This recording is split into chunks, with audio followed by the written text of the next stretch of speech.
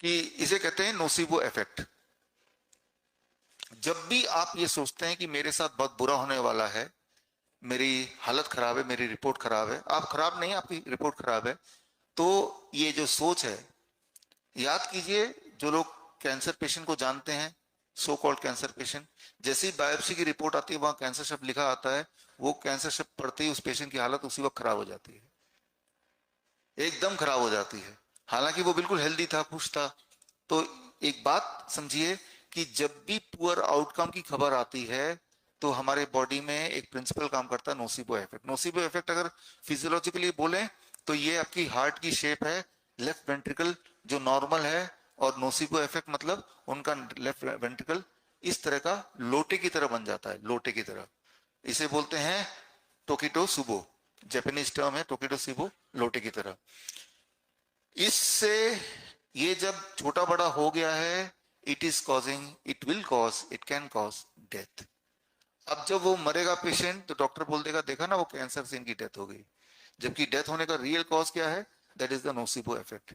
ये जो सोच है कि मैं बीमार हूं, ये जो सोच है कि ये पेट स्कैन का फोर्थ स्टेज आ गया है, ये सोच अपने आप में आपको बीमार करने के लिए, मारने के लिए एनफ है, राइट? तो इसके सबूत अगर आपको चाहिए, ये सारे सबूत हैं, ये सारे सबूत उस किताब में भी है जो किताब मैं आपको देने वाला हूं, और ऐसे बहुत सारे सबूत हैं। फिलहाल रिपोर्ट की सच्चाई समझने के लिए आप इन स्लाइड्स को देखिए, इसमें देखिए, कई बार लोग आप में से बोलते हैं कि मेरा कोलेस्ट्रॉल बढ़ गया, कोलेस्ट्रॉल बढ़ गया। किसको आप बोलेंगे कोलेस्ट्रॉल बढ़ना? ये निर्भर करता है कि समय कौन सा है। 1978 से पहले 300 तक कोलेस्ट्रॉल को नॉर्मल माना जाता था। 1978 से पहले की कोई रिपोर्ट अगर आपके पास पड़ी है तो 300 के ऊपर होगा तो ही एबनॉर्मल कोलेस्ट्रॉल माना जाता था उस वक्त। 1978 के बाद 1998 आते हुए, राइट, ये घटता घटता 240 हो गया और अब तो 200 हो गया, राइट। और आज की बात करें, कोई भी इंसान जो 40 साल से ऊपर अगर डॉक्टर के पास पहुंच जाए तो यूं ही वो कोलेस्ट्रॉल की दवाई टॉफी की तरह देंगे कि तो यूं ही खाते रहो। तो मैं ये बोलना चाह रहा हूं कि चाहे वो कोलेस्ट्रॉल की बात करें, चाहे वो आप थायराइड की बात करें, डायबिटीज की बात करें, वो जो गोल पोस्ट है वो छोटा होता जा रहा है, राइट। रेंज है वो कम होता जा रहा है। पहले रेंज था 0.1 to 6 के बीच में, जिनका थायराइड स्टिमुलेटिंग हार्मोन है उनको हम नॉर्मल मान लेंगे। अब क्या है, 0.3 to 3 के बीच में कर दिया इसको। यानी कि जो लोग तब नॉर्मल माने जाते थे, जो 5 था जिसका 2003 से पहले ये हेल्दी माने जाते थे, अब 5 है उसका, तो अब उसको दवाई खानी पड़ेगी यहां लाने के लिए। तो धीरे धीरे हर कुछ दिन बाद आप देखेंगे चुपके चुपके वो नीचे धीरे धीरे आ रहा है। यूं मानिए कि मान लो आप फुटबॉल के गोलकीपर है, आप कभी भी हारना नहीं चाहते तो आप चालाकी से क्या करते हैं, अपने गोल पोस्ट को छोटा करते जा रहे हैं। और एक टाइम आएगा कि आपका गोल पोस्ट इतना छोटा हो गया कि फुटबॉल के साइज से भी छोटा, कि दुनिया में कितना ही बड़ा फुटबॉल प्लेयर हो वो आपको नहीं हरा सकता, राइट। तो वही चीज हो रही है, चाहे हम थायराइड की बात करें, कोलेस्ट्रॉल की बात करें, या फिर हम शुगर की बात करें, बीपी की बात करें, क्रिएटिनिन की बात करें। क्रिएटिनिन की बात कर लेते हैं, ये बड़ा इंटरेस्टिंग है। ये बात हजम होना बहुत मुश्किल है, लेकिन सत्य यही है जो आपके सामने मैं आपको दिखा रहा हूं, सत्य यही है। इस सत्य को आपको समझना होगा अगर हमें ठीक से ठीक होना है। तो क्रिएटिनिन के बारे में आप में से बहुत लोगों ने बहुत सवाल पूछे, बहुत लोगों के बहुत सवाल दिमाग में है। एक सवाल तो ये, मेरा क्रिएटिनिन कैसे नीचे आएगा, ये सवाल है। तो ये सवाल को आज भी ये लिख के आपने, कई लोगों ने सवाल दिया, तो इसको थोड़ा समझिए आप।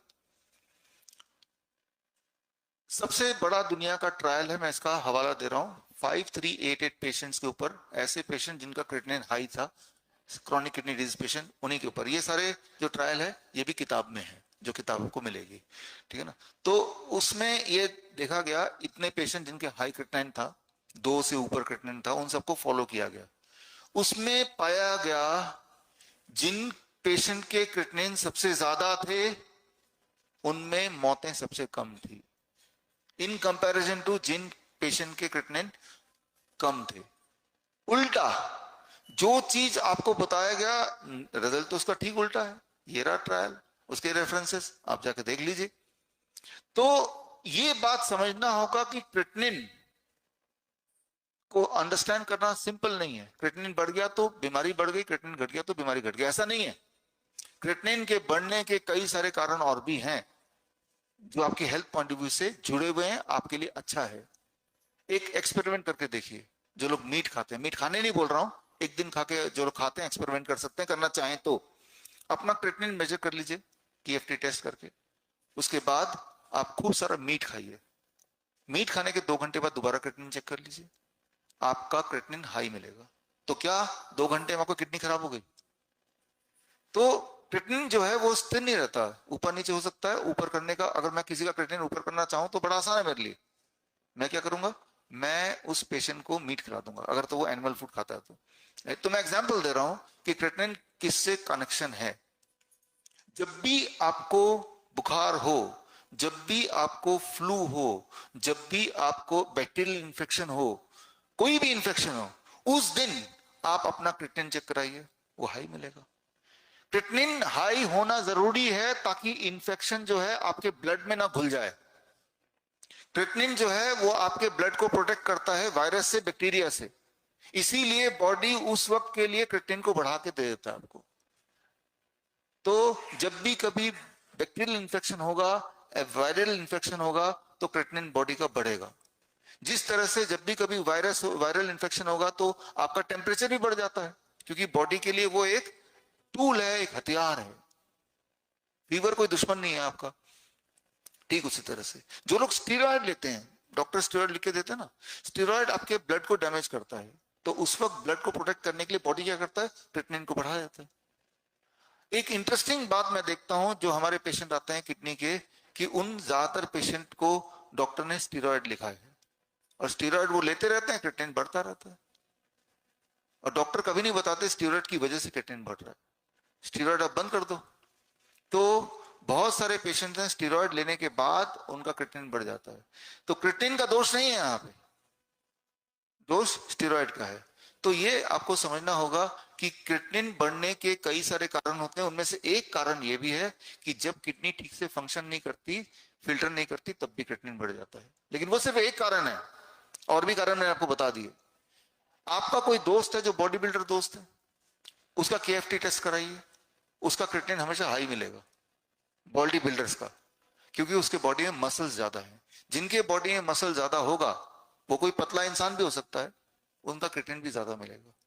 अगर आपको कोई सिम्टम नहीं है किडनी के, बहुत हाई ब्लड प्रेशर नहीं है, आपकी बहुत स्वेलिंग वगैरह नहीं है, आपकी एनर्जी लेवल अच्छी है, तो क्रेटिनिन को चेक करने की कोई आवश्यकता नहीं है। इसकी सिग्निफिकेंस कुछ है नहीं। फिर इस बात को आपको समझना पड़ेगा। Creatinine is not simple to understand. सिर्फ क्रेटिनिन को आपको इसलिए आपको परेशानी होती है क्योंकि डॉक्टर ने सब बोल दिया क्रेटिनिन हाई है, हाई, वो ऐसा एक ऑरा बना दिया क्रेटिनिन के आसपास। मैं 50 साल का हूं, मैंने जिंदगी में कभी क्रेटिनिन चेक नहीं किया, केएफटी किया ही नहीं कभी। तो जितना आप टेस्ट करेंगे उतना वो नोसिबो इफेक्ट में फंसते जाएंगे। ऐसा नहीं कि हाई क्रेटिनाइन वाले किडनी पेशेंट नहीं होते, कुछ केसेस में होता भी है, बट वो वन ऑफ द फैक्टर है, only one of the factor, it is not the only factor. तो जो मैंने बातें बताई हैं उनके ये सारे रेफरेंसेस हैं, लेकिन ये सारे रेफरेंसेस और भी रेफरेंसेस आपको बुक में डिटेल में दे दिए जाएंगे।